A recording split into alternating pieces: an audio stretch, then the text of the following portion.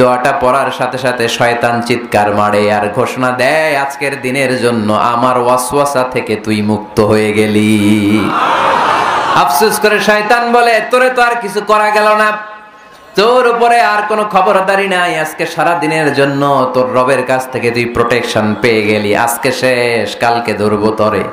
পড়ো আউযু বিল্লাহিল আযীম ওয়া বিওয়াজহিল কারীম ওয়া সুলতানিহিল কাদীম মিনাশ শাইতানির রাজীম। এই চারটা শব্দ দিয়ে এই দোয়াটা যে পড়বে, এই দোয়াটা পড়ার সাথে সাথে শয়তান চিৎকার মারে আর ঘোষণা দেয়, আজকের দিনের জন্য আমার ওয়াসওয়াসা থেকে তুই মুক্ত হয়ে গেলি। আফসোস করে শয়তান বলে, তোরে তো আর কিছু করা গেল না, তোর উপরে আর কোনো খবরদারি নাই, আজকে সারা দিনের জন্য তোর রবের কাছ থেকে তুই প্রোটেকশন পেয়ে গেলি, আজকে শেষ, কালকে ধরবো তরে, কালকে ধরবো, আজকে শেষ। এই জন্য এই দোয়াটা পড়বেন, আউযু বিল্লাহিল আযীম ওয়া বিওয়াজহিল কারীম ওয়া সুলতানিহিল কাদীম মিনাশ শাইতানির রাজীম। এই রেকর্ড হইতেছে, ইউটিউবে শুনে নিন, এটা পড়বেন। এরপরে নবীর একটা সালাম দিবেন, আসসালামু আলাইকা আইয়ুহান নবী ওয়া রাহমাতুল্লাহি ওয়া বারাকাতুহু। তারপরে ডান পা দিয়ে ঢুকবো আমরা। মসজিদে ঢোকার সময় কোন পা? সবাই বলেন আরো জোরে, মনে থাকবে, ভুল হবে না তো? আর ডান পা দিয়ে পড়বো, আল্লাহুম্মা ইফতাহলি আবওয়াবা রাহমাতিক, ও আল্লাহ তোমার রহমতের দরজা আমার জন্য খুলে দাও। পড়েন আমিন। আর যখন বের হব তখন বাম পা দিয়ে বের হবো, কোন পা? সবাই বলেন, মনে থাকবে?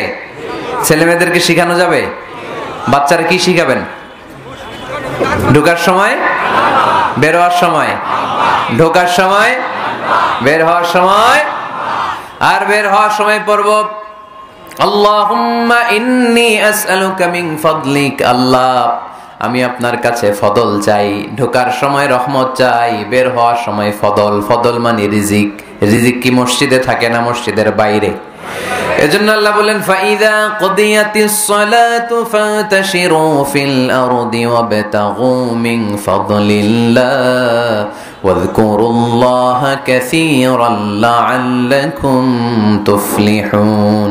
যখন সালাত শেষ হয়ে যায়, জমিনের মধ্যে ছড়িয়ে পড়ো, জমিনে কাজ কর্ম শুরু করে দাও, কর্মচাঞ্চল্যতা দিয়ে জমিনটাকে ভরে তোলো, আর আল্লাহর কাছে ফদল চাও, রিজিক চাও। রিজিকের মালিক কে?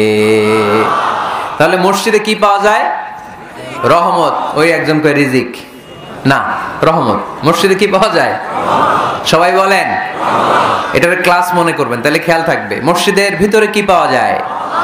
আর বাইরে পাওয়া যায় রিজিক। চিল্লায় বলেন, বাইরে কি পাওয়া যায়?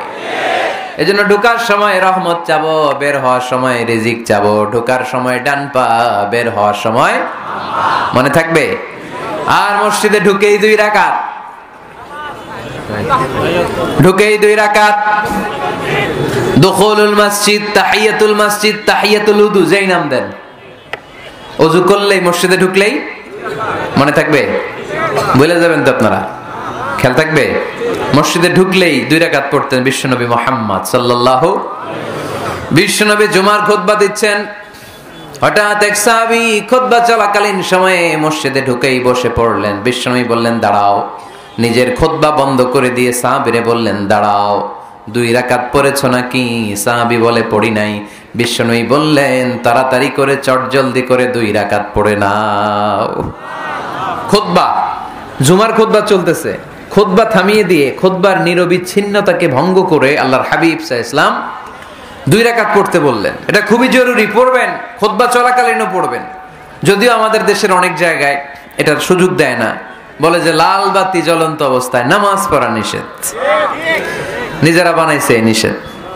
তো পড়তে না দিলে বারান্দায় পড়েন, যেহেতু খুতবা শোনারও গুরুত্ব আছে। হানাফি মাযহাবে খুতবাটারে ওয়াজিব বলে, খুব গুরুত্ব দেয়। এজন্য বলে যে এটা বেশি গুরুত্বপূর্ণ ওই নামাজের চেয়ে। এটা হচ্ছে ওনাদের দলিল, কিন্তু ওই দলিলটা বেশি শক্তিশালী যে মসজিদে ঢুকেই 2 রাকাত পড়তে হয়, ঠিক কিনা?